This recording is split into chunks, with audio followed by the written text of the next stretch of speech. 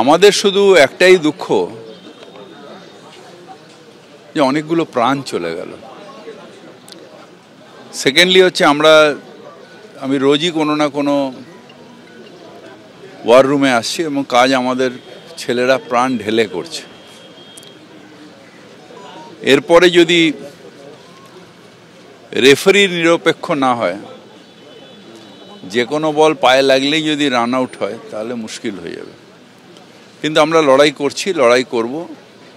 মানুষ মুখ্যমন্ত্রী মমতা বন্দ্যোপাধ্যায়কে বিশ্বাস করেন, আর আমাদের দলের কর্মীরা মাটি কামড়ে পড়ে আছে। আপনারা বারবার বলছিলেন যে 2 বছরের কাজ 2 মাসে করছে, এই 7 দিনটা কি যথেষ্ট সময়?